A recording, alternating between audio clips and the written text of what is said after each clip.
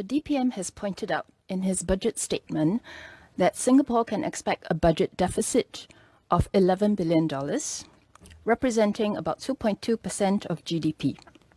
This can be attributed to the COVID-19 resilience package. As it stands, why $11 billion and not, say, $22 billion is the prudent budget deficit figure can only be answered by a select few. Because the national reserves remain a national secret, we must take the DPM's word for it.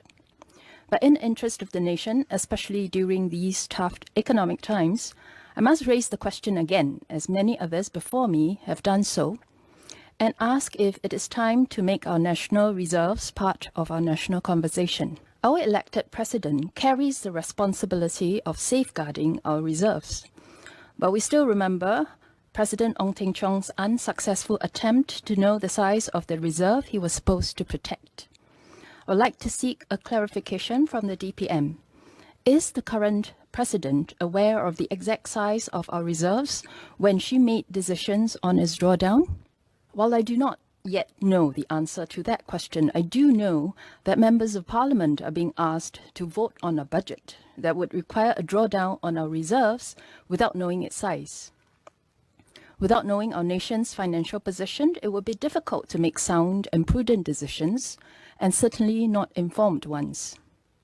So again, I ask that more transparency with regards to the national reserves be made, if not only that Singaporeans better understand the rationale for difficult decisions like the need to raise the GST to 9% in the future. Last year, the government committed nearly $100 billion through various packages to support Singaporeans and the economy through the COVID-19 crisis. In a report released by the Ministry of Finance on the impact of the COVID-19 budget measures, it was stated that MAS estimated that the 5 budgets in 2020 supported GDP growth by 5.5% in 2020, representing only about $28 billion. Did Singapore get a bang for its buck? MAS also estimated that the measures saved or created 155,000 jobs. To put the numbers in perspective, if we were to pay 155,000 people $4,000 a month, it would cost us $7.4 billion per year. $100 billion is sufficient for 13.4 years of payment. Can MOF give a fuller accounting of the benefits of the budget measures and an assessment of whether those resources have been used effectively and efficiently? Each transfer ended up somewhere. For example, the Job Support Scheme or JSS payments either saved jobs or were paid as additional wages or stayed in the employer's bank accounts. The wages paid out either ended up in consumption, which would contribute to GDP, or stayed in the pockets of employees. How much of the JSS went to benefit companies that were unaffected by the COVID problem with the same or more profits? In the same MOF report mentioned earlier, it was stated that the transfers did not result in such a high spend on consumption because of safe distancing. More benefits will come later when demand returns. What is the forecast deferred impact from the transfers not spent on consumption or investment in 2020? $100 billion is not a small amount. We ask for a cost-benefit analysis of each scheme put in place. We recognize that it's not easy coming up with measures within a short time frame to deal with the pandemic. So we ask not for a perfect solution, but an honest and transparent assessment and review. Measuring the effectiveness of each measure will help us make better allocations in future. Like, should more transfers go to companies or to families and individuals in need?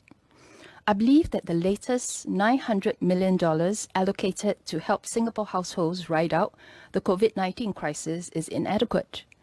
With more business closures and unemployment expected to increase after March, when many of the support measures start to taper off, more households will likely suffer financial stress. I hope the government will consider increasing its support for the many who are likely to need it. Singapore has a small domestic market, so our SMEs need help to grow and develop into a size that will enable them to compete globally.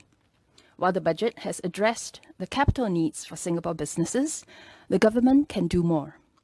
Let me quote the example of Israel. In 1995, Israel approved the Preference for Israeli Products regulation that stipulated that a 15% price differential preference be awarded to Israeli manufacturers for certain items and for products with 35% Israeli content and with a value not exceeding $500,000. Israeli manufacturers in national priority zones even received an additional 5 to 15% advantage. A mandatory industrial cooperation regulation also required foreign suppliers that had won government or public tenders to engage in an offset procurement in Israel to the extent of 20% to 50% of the contract value by local subcontracting, procurement of Israeli goods and services, cooperation in R&D, and investment or assistance for an Israeli industrialist or exporter abroad. Have these regulations impacted Israel's competitiveness to a degree that it can no longer compete globally? Few would think so. PSP urged the government to consider similar preferential treatment for local businesses in government procurements. In his budget statement, DPM stressed that the focus on growing the economy is to benefit the people. To this end, PSP would like to suggest that the government set a target for the wage component of our GDP to ensure that the fruits of economic development are enjoyed by its people. According to SingStats, in 2020, wages formed about 43.6% of GDP, while operating surplus of corporates and other organizations formed about 56.2% of GDP. The operating surplus was 29% higher than wages. In comparison, according to OECD statistics, the German wage component of GDP was 54%, while operating surplus was 37%. Their wage component was 45% higher than the operating surplus component. Similarly, in the UK, the wage component was 53% of GDP and the operating surplus 39%. In the US and Switzerland, the numbers also compare favorably. If we want to ensure that our people enjoy the benefits of this economic growth, we should set an initial target of having the wage component form at least 50% of GDP. This should be an important KPI for the government moving forward. Only with the focus on an equitable solution to the current crisis will Singapore emerge stronger. So I support the budget.